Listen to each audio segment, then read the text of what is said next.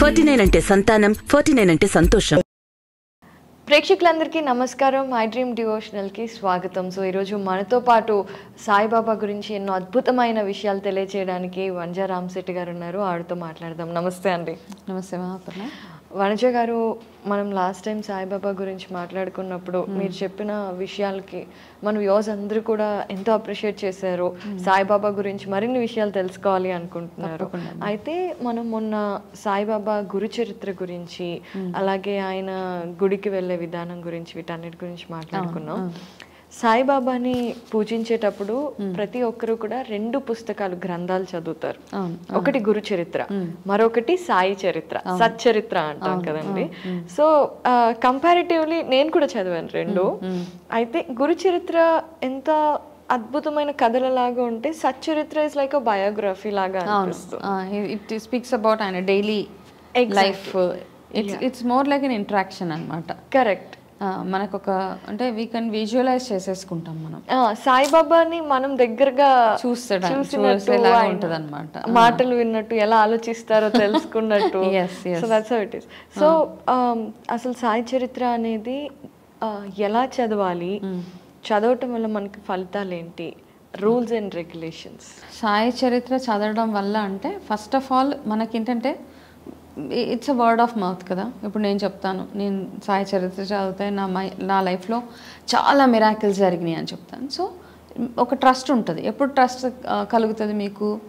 When you see me, అంటే నన్ను చూశాక ఓకే ఈవిడ లైఫ్ ఇలా ఉండేది, ఇలాంటి లైఫ్ ఇలా అయింది.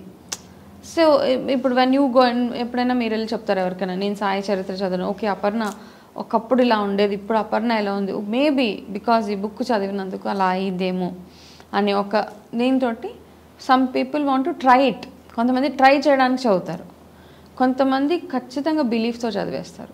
సో దీంట్లో డిఫరెన్స్ ఉందన్నమాట. ఓకే, కొంతమంది అంటే మీ లైఫ్ లాగా నా లైఫ్ కూడా అవుతుంది అని ఒక కాన్సెప్ట్ తోటి చదువుతారు.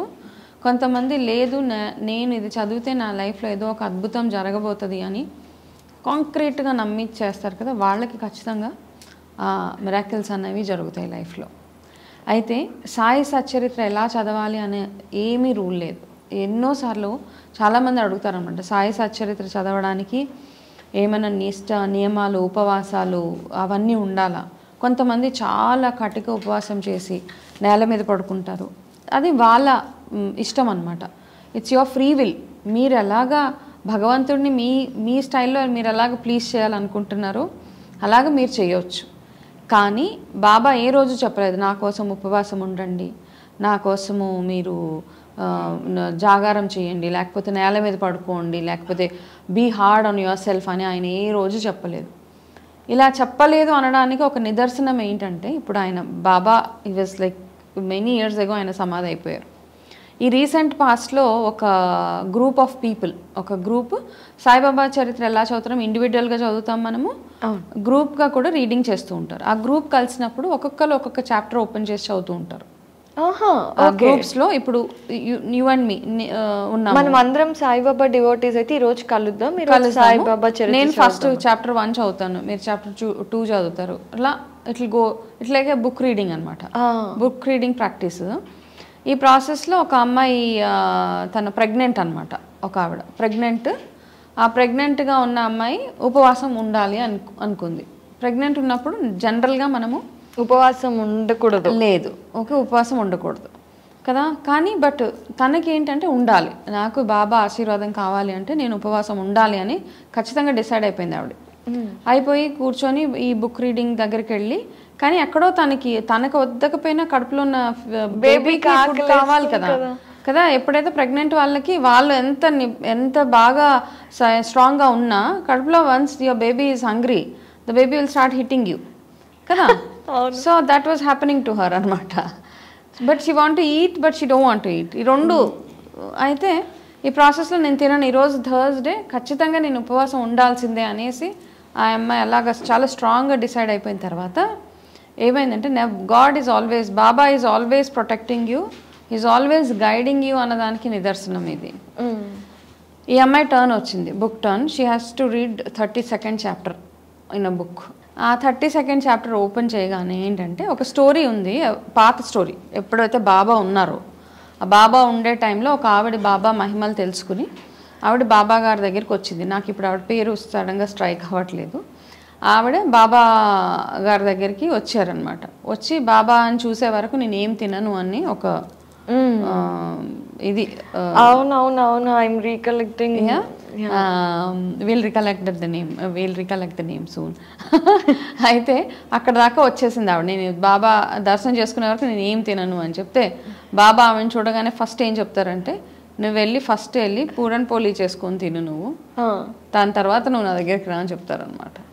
సో ఈ అమ్మాయి ఎవరైతే ఇప్పుడు ఈ జనరేషన్ అమ్మాయి ఇప్పుడు చదువుతున్నప్పుడు ఆ చాప్టరే తనకి ఓపెన్ అయినప్పుడు దట్ ఈస్ అన్ ఇండికేషన్ అనమాట. అందుకే నేను చాలాసార్లు ఏం చెప్తానంటే, నాకు ఏదైనా క్వశ్చన్ స్టక్ అయిపోయి ఉంటే, ఏదైనా ప్రాబ్లంలో కానీ ఏదైనా నాకు ఒక క్వశ్చన్కి ఆన్సర్ రావాలంటే ఏదో ఒక బాబా చాప్టర్ ఓపెన్ చేసి చదువుతాను. ఐ కంప్లీట్, అందులో నాకు ఒక ఆన్సర్ వచ్చేస్తుంది. సేమ్ థింగ్ ఇప్పుడు ఈ అమ్మాయికి ఉన్న కన్ఫ్యూజన్ ఏదైతే ఉందో ఆయన చెప్పారు కదా, నువ్వు వెళ్ళి ఫస్ట్ తినేస్రా అని చెప్పారనమాట.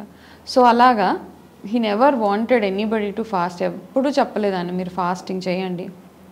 సో ఇది రూల్డ్ అవుట్. అప్పుడు అది బుక్ చదివిన తర్వాత ఈ అమ్మాయికి అదొక మిరాకిల్ అనమాట. ఓకే, నా మనసులో ఏదైతే అవుతుందో, తినొచ్చో తినకూడదో, తింటే ఏమవుతుందో తినకూడదో ఏమవుతుందో, సో దానికి ఆయన చక్కగా అంటే ఎలా వస్తుంది ఆటోమేటిక్ అంటే అంతమంది గ్రూప్ ఆఫ్ పీపుల్లో తనకు మాత్రమే ఆ చాప్టర్ ఓపెన్ అవ్వడము, తను మాత్రమే అది చదవడం అన్నది it's just miracle of Saibaba. So అలాగా ఆయన చెప్తారనమాట. సో నా కోసం మీరు ఏమీ చేయొద్దు, కానీ బాబా పారాయణం ఎప్పుడైతే మనం చేస్తామో ఏదో అవసరం కోసమో లేకపోతే ఏదో పని అవ్వడం కోసమో చేయొద్దు. చేయాలి అంటే అఫ్కోర్స్ అది కూడా ఉందన్నమాట. మీరు బాగా కష్టంలో ఉన్నప్పుడు బాబాని మీరు ఎలాగా బాబా ప్రెజెన్స్ ఎలా ఫీల్ అవుతారు, when you read the book అనమాట. ఆ పుస్తకం చదువుతున్నప్పుడు మనం వీ విల్ విజువలైజ్ అనమాట. మన ముందు సాయిబాబా ఉన్నట్టే అనిపిస్తూ ఉంటుంది మనకి. ఓకే, ఆయన మీతో మాట్లాడుతున్న ఫీలింగ్లో ఉంటాను నేనైతే ఫర్ మీ. అలా ఉన్నప్పుడు అది చదువుతున్నప్పుడు మనకి ఏంటంటే ఆయన లైఫ్లో ఆయన భక్తుల్ని ఎలాగా ప్రొటెక్ట్ చేశారు, ఆయన ఎలాగ వాళ్ళ ప్రాబ్లమ్స్ నుంచి వాళ్ళందరినీ ఎలా బయటికి తీసుకొచ్చారు, ఆయన ఎలాగ ఓమ్ని ప్రెజెంట్ అంటే ఎక్కడైనా ఆయన ఉంటారు, ఆయన ఉన్న ప్లేస్లో ఉంటూనే ఎక్కడెక్కడో ఆయన మహిమలు ఎలాగ జరిగినాయో అవన్నీ చదువుతున్నప్పుడు మనకు కూడా ఒకలాంటి స్పిరిచువల్ ఒక ఫీలింగ్ వస్తుంది కదా, ఎస్ తను వచ్చి నన్ను కాపాడతారు అన్న ఫీలింగ్ వస్తుంది. అయితే అవన్నీ అనుకుని మీరు ఏదైనా ఒక పని అనుకొని ఆ బాబా పారాయణం కంప్లీట్ చేసేయండి. అయితే కంప్లీట్ చేసి ఈ 7 డేస్లోనే నాకు ఏదో ఒకటి అయిపోవాలి అనే దాంతో మాత్రం ఉండదు. బట్ బిలీవ్ ఇన్ మీ, నమ్మండి. ఏంటంటే ఆ పుస్తకం 1 వీక్ చదివిన తర్వాత మన లోపల ఒక మంచి మార్పు అయితే డెఫినెట్గా వచ్చేస్తుంది అనమాట. ఐదర్ మీరు ఆ ప్రాబ్లమ్ని చాలా చిన్న ప్రాబ్లంగా చూస్తారు, మీకున్న ప్రాబ్లమ్ని, లేదు మీకు ఆ ప్రాబ్లంకి సొల్యూషన్ వచ్చేస్తుంది, ఏదైనా ఒకటి అవుతుంది అనమాట. అరే ఇంత చిన్న ప్రాబ్లంకి నేను ఎందుకు భయపడుతున్నాను అన్న ఫీలింగ్ మాత్రం తెప్పించేస్తారు. ఇంకొకటి ఏంటంటే బాబా పారాయణము రెగ్యులర్గా చేస్తూ ఉంటే మనం బాబాకి మరింత దగ్గర అవుతూ ఉంటామన్నమాట. ఇంకా యూ విల్ ఫైండ్ పీస్, మీకు పీస్ఫుల్గా అనిపిస్తూ ఉంటుంది. అదేదో ఒక పని కోసమే చేశాను, ఒక పర్టికులర్ ఒక మొక్కులాగా చేయడం కాకుండా మీరు ఎప్పుడైతే మీ రొటీన్లో ఆ బాబా పారాయణంని రెగ్యులర్గా స్టార్ట్ చేసేస్తారో మరింత బాబా ఇంకా అంటే మీలో కూడా ఆ వైబ్, ఆ పాజిటివ్ వైబ్ మిమ్మల్ని చూడగానే అవతల వాళ్ళకి okay there is something special in this person అనిపించే అంత అట్రాక్షన్ మీలో వచ్చేస్తుంది డెఫినెట్గా. ఇది మాత్రం ఐ బిలీవ్ ఇన్ ఇట్. చాలా చక్కగా చెప్పారు వనజ గారు. అయితే చాలామంది పాపం సాయి సచ్చరిత్ర చదవాలి అనుకుంటారు. వాళ్ళ సాయి సచ్చరిత్ర కంపారిటివ్లీ నేమ్స్ దగ్గర కానివ్వండి అవి కొంచెం కష్టంగా ఉంటాయి. ఆ నేమ్స్ అవన్నీ మనకి పలకటం కానివ్వండి, కొన్ని పదాలు కానివ్వండి అందులో బాబా వాడేవి. సో చాలా మంది అమ్మో నేను తప్పులు చదువుతున్నానేమో, బాబా కోపం వస్తుందేమో అని భయంలో కూడా ఉంటారు కదా. సో అంటే నియమాలు నిష్టలు లేవు, బాబా ఫ్రెండ్లీ గాడ్, మనతో ఫ్రెండ్లీగా ఉంటారు. చదవడం వేరు. కొన్ని పుస్తకం చదివేటప్పుడు ఆ ఫోకస్తో చిన్న చిన్న తప్పులు అయితే వాళ్ళ దృష్టి అయ్యో తప్పు చదివా అనే దాని మీద ఉంటుంది తప్పితే ఫార్వర్డ్ వెళ్ళదు. అవును. సో అంటే మనము ఆ పుస్తకంలో ఉన్న సారాంశం ఏదైతే ఉందో దాన్ని అర్థం చేసుకోవడానికి ట్రై చేయండి. మీ ఉచ్చారణ తప్పైందంటే ఏదో టంగ్ ట్విస్టర్ ఉంటుంది, అందరికీ రావాలని రూల్ లేదు కదా, ఇట్స్ ఓకే, నో ప్రాబ్లం. అంటే చాలామందికి డౌట్ ఉంటుంది, ఇవన్నీ ఎప్పుడు మనం లలిత సహస్రనామాలు పెద్ద పెద్ద ఏవైతే చాంటింగ్స్ చేస్తామో అప్పుడు మనం ఫస్ట్ ప్రాక్టీస్. అందుకని ఏంటంటే మనం ఓవర్ నైట్ ఈరోజు డిసైడ్ చేసేసుకొని తొందరగా బుక్ తీసుకొని ఓపెన్ చేసేసి చదివేయడం కాదు. Keep practising it. అదేమవుతుందంటే రెగ్యులర్గా చదువుతుంటే మనకు అలవాటు అయిపోతుంది.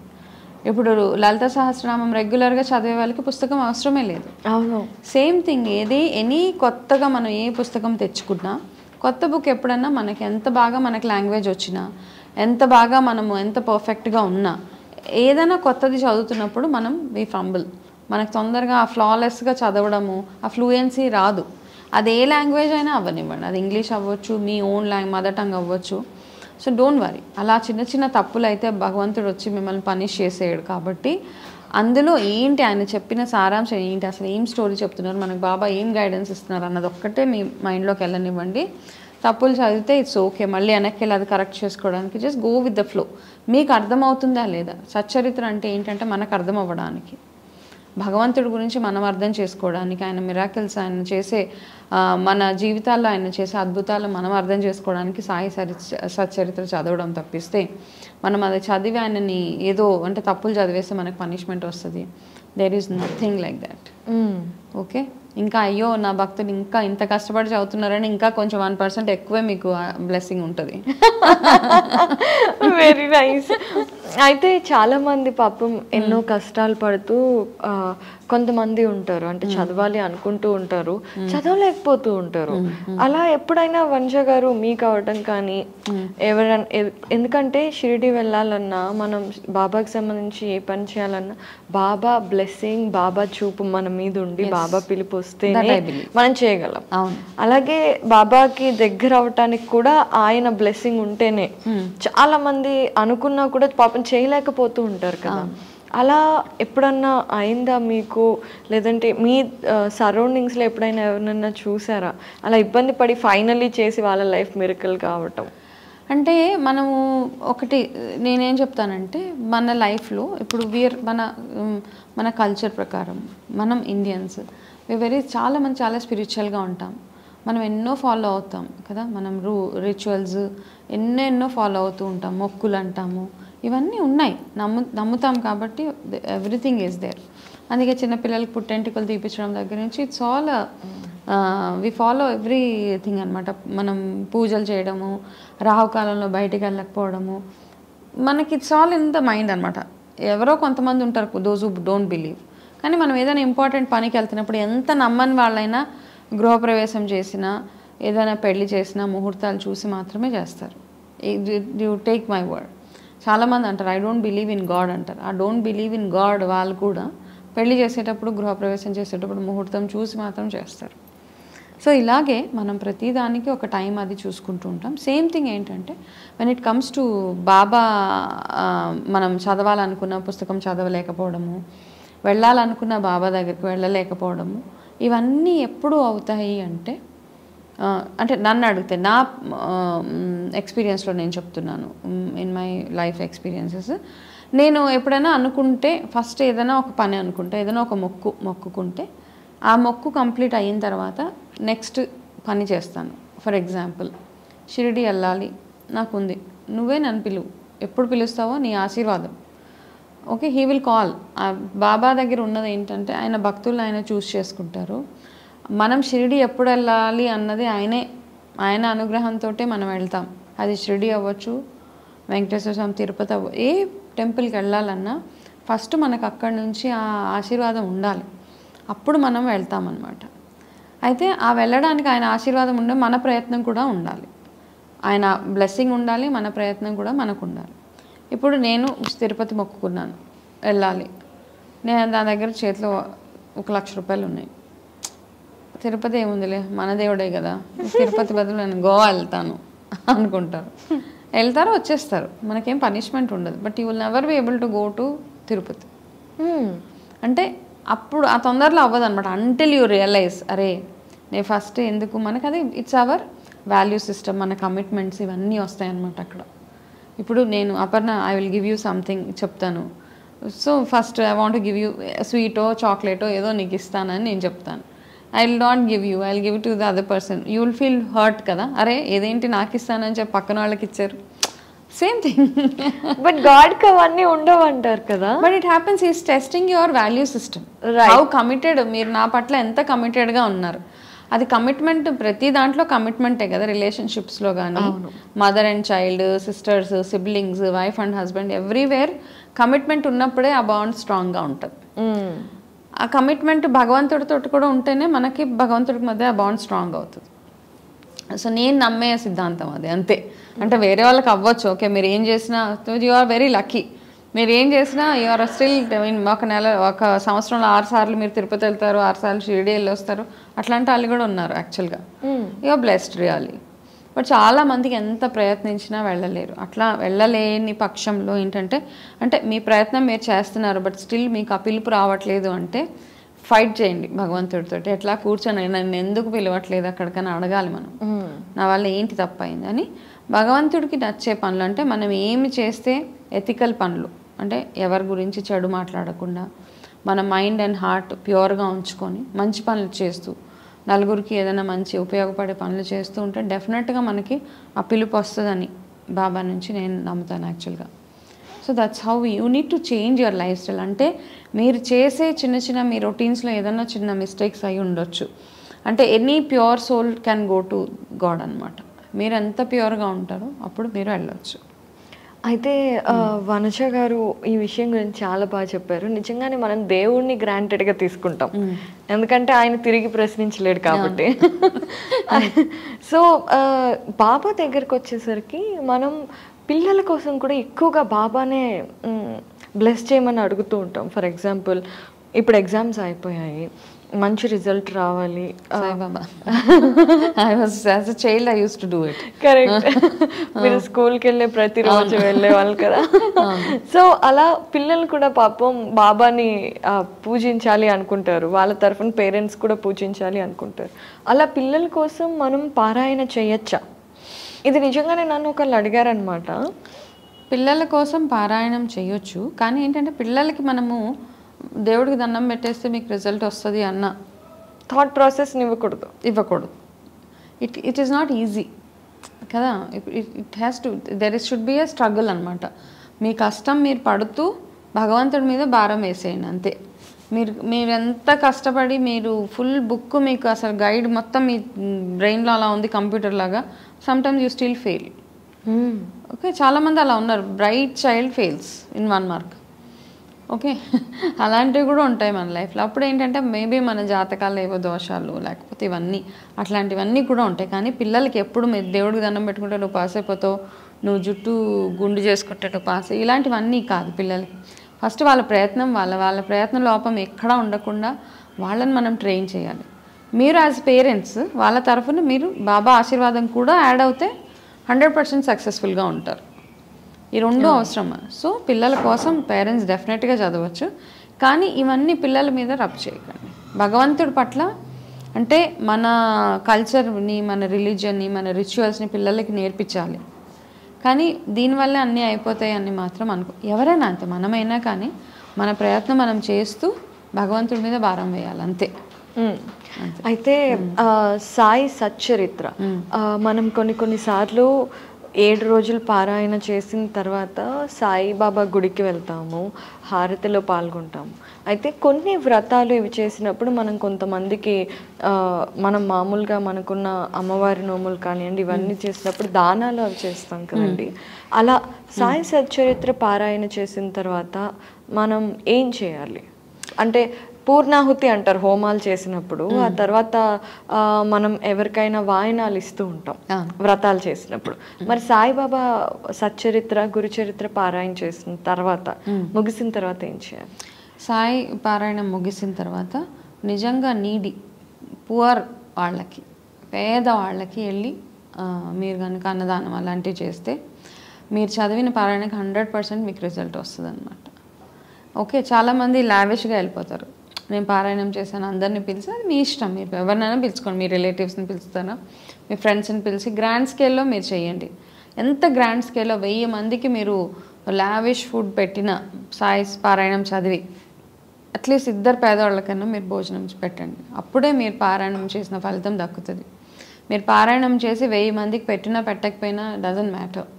అట్లీస్ట్ ఒక్క రియల్గా నిజంగా ఆకలి తట్టున్న వాళ్ళకి వెళ్ళి జంతువులకి పశువులకి ఇది చేస్తే సరిపోతుంది అంతే. This is how it works అనమాట. ఆయన మీరు ఎప్పుడు ఎంత పెద్దవాళ్ళకి ఎంతన్నా ఇవ్వండి, ఆయనకి వెళ్ళి వెండి కిరీటం పెట్టారా, బంగారం కిరీటం ఆఫర్ చేశారా, నథింగ్, ఏది కేర్ చేయరు ఆయన. ఓన్లీ ఎంత పేదవాళ్ళకి మీరు మనసు ఎంత అంటే నీడీ పీపుల్కి, అవసరంలో ఉన్న వాళ్ళకి మీ హార్ట్ ఎంతగా వాళ్ళ కోసం తప్పిస్తుంది, ఎంతగా మీరు వెళ్ళి వాళ్ళకి చేయగలుగుతారు ఏమీ ఆశించకుండా. That is one thing which works. Wonderful Vanja garu. నిజమే, మనం చాలాసార్లు మన ఫ్యామిలీలో రిలేటివ్స్ అందరినీ పిలుస్తాం కానీ అసలు నీడీ పీపుల్ని మర్చిపోయే ఛాన్సెస్ ఉంటాయి. రియల్లీ అంటే వీ వాంట్ సెలబ్రేషన్ అనమాట. కరెక్ట్. ఓకే, సెలబ్రేట్ చేసుకోవచ్చు, దిస్ నథింగ్ రాంగ్. అందరికీ సాయితత్వాన్ని మనం అందరికీ మాట్లాడుకోవచ్చు, we can discuss talk, it's అందరు కలిసి కలవడానికి ఒక అకేషన్. బట్ సాయి సచ్చరిత్ర చదివినప్పుడు రోజు ఆ 7 days మీరు ఎవరికైనా పేదవాళ్ళకైనా పెట్టచ్చు, లేదా లాస్ట్ డే కూడా మీరు డిసైడ్ చేసి ఇవ్వచ్చు. అలాగే సాయిబాబాకి ఇష్టమైన నెంబర్ మామూలుగా మనం 9 అనుకుంటూ ఉంటాము. చాలా మంది ఇలా పూజ చేసేటప్పుడు కూడా స్వామి నేను 9 మందికి భోజనం పెడతాను ఇలా అనుకుంటూ ఉంటారు కదండి. అసలు ఆయనకి ఇష్టమైన నెంబర్ ఏంటి? మనం అలా అనుకొని పారాయణ చేయొచ్చా? సాయిబాబాకి ఇష్టమైన నంబరు నాకు తెలిసి ఇట్స్ నంబర్ 9. అందుకని బాబా మూవీ రిలీజ్ అయినప్పుడు లేటెస్ట్ నాగార్జున మూవీ 108 థియేటర్స్లో, సారీ 801 థియేటర్స్లో రిలీజ్ చేశారనమాట. ఇట్స్ కమింగ్ అప్ టు 9 కదా. అంటే 9కి చాలా ఉన్నాయి మీనింగ్. చాలామందికి లక్కీ నెంబర్ 9 ఉంటుంది, ఎందుకంటే మనము చాంటింగ్ చేసేటప్పుడు 108, దేవుడికి అష్టోత్తరం చేసేటప్పుడు అవన్నీ 108 అనమాట. It is coming from ancient days 108 అన్నది. ఆ 108ని క్లబ్ చేస్తే it becomes a 9 number. So 9 number represents lot of spirituality. So therefore ఆ 9ని చాలామంది ఇష్టపడతారు. సేమ్ థింగ్ బాబాకి కూడా ఆ నెంబర్ 9 ఇష్టము అని బుక్స్లో చదవడమే నేను. ఓకే, ఇట్స్ నాట్ లైక్ ఈ నెవర్ టోల్డ్ ఎనీవేర్ నాకు లక్కీ నెంబర్ 9 అని. But he did everything related to 9 అనమాట. అందుకని అంటే చాలామంది అది కోరిలేట్ చేసినప్పుడు 9 they added summed it up to 9 అనమాట. అందుకని so everybody believe that Baba lucky number 9 కాబట్టి మేము కూడా 9 చేస్తాము అని. సో అందుకని 9 weeks 9 గురువారాల వ్రతము, 9 మందికి భోజనాలు పెట్టడము ఇట్లా అనుకుంటూ ఉంటారు. But you can go any extent అనమాట. 9కే రెస్ట్రిక్ట్ చేయాలని రూల్ ఎక్కడా లేదు మనకి. Any I mean minimum is 9, it can go up to any number. Wonderful. అయితే వనిచ గారు, అంటే మనం సాయి చరిత్ర గురించి మీరు ఎన్నో విషయాలు తెలియజేశారు. ఆఖరిగా ఒక ప్రశ్న అడుగుతాను, బికాస్ ఎవరైతే చేయాలి అనుకుంటున్నారో వాళ్ళ కోసం అనమాట, వాళ్ళకు కొంచెం మోటివేషన్ ఇచ్చినట్టుగా ఉంటుంది. మీరు సాయి చరిత్ర చదివినప్పుడు మీ లైఫ్లో జరిగిన ఏదైనా మిరకల్ ఎక్స్పీరియన్స్ మాతో షేర్ చేసుకుంటారా? అంటే ఈ ప్రాబ్లమ్ సాల్వ్ అయింది అని. నేను యాక్చువల్గా I shared it in one of other videos also. మా యంగ్ అంటే చాలా ఉన్నాయి నా లైఫ్లో miracles. Okay, many many many miracles. అయితే అందులో ఒకటి రీసెంట్గా మా చిన్న బాబుకి యాక్చువల్గా హీ హ్యాడ్ అంటే తను పుట్టినప్పుడు కూడా వెరీ ఆస్థమాటిక్ అనమాట, చాలా ఆస్థమాటిక్. సో ఆ ప్రాబ్లం వల్ల ఏమైందంటే తనకి చిన్న సర్జరీ కూడా చేయాల్సి వచ్చింది, అడినాయిడ్ సర్జరీ. లేకపోతే ఊరికే తనకి ఏంటంటే కోల్డ్ కాఫ్, ఒక ఆల్మోస్ట్ నిద్రపోయేవాడు కాదు, కూర్చొని నిద్రపోయేవాడు అనమాట, ఎందుకంటే తనకి ఊపిరి సరిగా ఆడేది కాదు. సో మేము ఆ ప్రాబ్లం నుంచి తనకి రెగ్యులర్గా ట్రీట్మెంట్ చేపిస్తూ అందులో నుంచి రెగ్యులర్గా యూస్ టు ప్రేస్ బాబా అయినా తగ్గిపోయింది. మధ్యలో తగ్గిపోయి ఒక 1 year బ్యాక్ ఏమైందంటే మేము ఏదో బయటికి వెళ్ళాము ఒక హాలిడేకి. బయటికి వెళ్ళినప్పుడు తనకి చాలా సివియర్ అయిపోయింది ఆ ప్రాబ్లం. అయితే ఒక 6-7 months రోజు కాఫ్, ఎన్ని మెడిసిన్స్ వాడినా కాఫ్ తగ్గట్లేదు. ఆ గొంతులో ఇరిటేషన్ లాగా, అదేను డస్ట్ ఎలర్జీ, ఇట్లా మార్నింగ్ లేవగానే తుమ్ములు, ఒక 20-30 తుమ్మేవాడు. అసలు చాలా ఇరిటేట్, అంటే తినడం కూడా తగ్గించేశాడు అనమాట. Because entire process is so irritating. తనకి వెయిట్ లాస్ అయిపోయాడు. అలా ఎన్ని మెడిసిన్స్ యూజ్ చేసామో అసలు యూ డోంట్ బిలీవ్. ఒకటే రోజు మార్నింగ్ లేవగానే ఐ థింక్ ఒక 6 months నా పని లేవగానే వాడికి స్టీమ్ పెట్టడము, వాడికి లేకపోతే మెడిసిన్ వేయడము, ఆ పఫ్ లేకుండా బయటకు వెళ్ళే ఆప్షన్ కూడా లేదు. నేను ఇంకా నాకు అనిపించింది అనమాట, జస్ట్ ప్రేడ్ బాబా ఈ ప్రాబ్లం నుంచి వాడిని ఎట్లా బయటకు తీసుకొస్తాం, ఇంత సఫర్ అవుతున్నాడు చిన్నవాడు అని పారాయణము చేసి 1 week అంటే 1 వీక్లో ఏదో మ్యాజిక్ అప్సైడ్ డౌన్ అయిపోతుందని కాదు, నాకు తెలియకుండానే వాడికి ఆ problem is out of it అనమాట. Slowly there is no symptom only.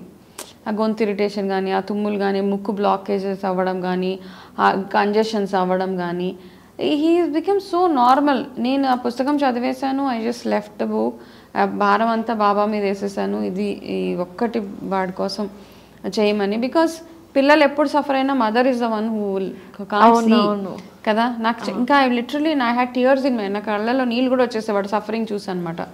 Okay, అలా అవినప్పుడు నేను వెరీ రీసెంట్ యాక్చువల్గా అది చదివిన ఒక 1 వీక్ అయిపోయింది. ఆ 1 వీక్ అయిపోగానే బాబా టెంపుల్కి వెళ్ళి జస్ట్ డిస్ట్రిబ్యూటెడ్ అక్కడ నేను ఎప్పుడు పారాయణం చేసినా, నేను పారాయణం క్లోజ్ అయిన రోజు ఏం చేస్తానంటే ఇంట్లో బాబాకి ఫేవరెట్ హల్వా, పూరి, పాలక్ రైస్ ఇవి చేసేసి కిచిడి కూడా చేసి ఇంట్లో పెట్టిన తర్వాత ఐ గో టు టెంపుల్ అనమాట. బాబా టెంపుల్ దగ్గరికి వెళ్తాను. సో నేను ఎట్లాంటి టెంపుల్స్ దగ్గరికి వెళ్తాను అంటే చిన్న చిన్న టెంపుల్స్ ఉంటాయి కదా, ఆ చిన్న టెంపుల్స్ దగ్గరికి వెళ్తాను. పెద్ద టెంపుల్స్కి చాలామంది ఇస్తారు డొనేషన్స్. నేను ఎప్పుడు చిన్న టెంపుల్ దగ్గరికి వెళ్ళి అక్కడ వెళ్తాను. ఎట్లా వెళ్తాను అంటే కూడా మనం భోజనం పెట్టేటప్పుడు కూడా తినేవాళ్ళు దే షుడ్ ఫీల్ హ్యాపీ అనమాట. ఓకే, సో ప్రసాదం లాగా ఇలా కడుపు నిండా పట్టుకెళ్తాను. ఎంత తీసుకెళ్ళినా నేను ఒక 10 మందికి పెడుతున్నా, ఆ 10 మంది కడుపు నిండేలాగా తీసుకెళ్తాను. ఆ తీసుకెళ్ళేటప్పుడు నేను ఏమేమి క్యారీ చేస్తాను, ఇట్స్ మై వే ఆఫ్ అనమాట. ఇప్పుడు యు ఆర్ కమింగ్, నేను ప్రసాదం అపర్ణ ప్రసాదం అంటే చేయి పెట్టేస్తావు, చేతిలో అగైన్ యూ లుక్ ఫర్ చేయి తుడుచుకోవాలి. సో ఐ క్యారీ ఎవ్రీథింగ్ అనమాట. వాళ్ళు చేయి కడుక్కోవడానికి నీళ్ళు, నాప్కిన్, ప్లేట్, అలా అన్నీ పట్టుకెళ్తాను. ఒకవేళ వాళ్ళ ఇంటికి తీసుకెళ్ళాలి అంటే వాళ్ళకి స్పేర్గా ఇవ్వాలి, ఎవరైనా అడుగుతారు మాకు ఇవ్వండి అని, వాళ్ళ కోసం ఇవ్వడానికి చిన్న బాక్సెస్ ఏదైనా తీసుకుని వెళ్తాను. That's how I go. అన్నదానం పెట్టినప్పుడు నాకు ఎంతో హ్యాపీగా ఉంటుంది అనమాట. దే విల్ బ్లెస్ మీ హ్యాపీగా. వాళ్ళు పట్టుకెళ్తారు, అడుగుతారు, ఇంకా తీసుకొని వెళ్తారు. సో అట్లా చిన్నగా చేసిన కొంచెం అంటే అవతల వాళ్ళు సాటిస్ఫై అయ్యేలాగా చేయడం చాలా చాలా ఇంపార్టెంట్. ఎస్పెషల్ మన అన్నం పెట్టేటప్పుడు వాళ్ళు అమ్మ చాలా బాగుంది, నాకు ఇంకా చాలు అని తృప్తిగా తిన్నాము, అది ప్రసాదం అయినా కానీ అట్లా తీసుకెళ్తాను. అలా వెళ్ళి పారాయణం అవ్వగానే అన్నదానం అవి ప్రసాదాలు ఇచ్చేసి వచ్చి ఒక 4-5 days, I think within 4-5 days వాడికి ఆ సిమ్టమ్ కానీ ఏది లేదు. లేకపోతే ఊరికే ఈ సౌండ్ చేస్తూ ఉండేవాడు 6 months రెగ్యులర్గా. అది విని అబ్బా మాకు అనిపించేది ఎంత ఇబ్బంది పడుతున్నాడు వీడు అనేసి. బట్ ఏంటో ఒక 4 daysలో, ఈ బుక్ చదివిన 4 daysలో మా మైండ్లోంచి కూడా వెళ్ళిపోయింది అనమాట. వీడికి బాగోలేదు అన్న థాట్ కూడా లేదు ఇంకా మాకు అసలు. So that's the latest one, very recent. ఇది కాకుండా ఇంకా ఎన్నో ఉన్నాయి. This the latest one, so very fresh నా మైండ్లో. సో ఓ మై గాడ్, అదే మీరు ఇందాక చెప్పారు అంటే మనకి ఏదైనా పెద్ద ప్రాబ్లం ఉంటే ఇది చాలా చిన్నది కదా అనేలా ఆలోచించేలా చేస్తుంది, లేదంటే మన మనసులోంచి తీసేస్తుంది అని. దిస్ ఇస్ ద వన్ అనమాట.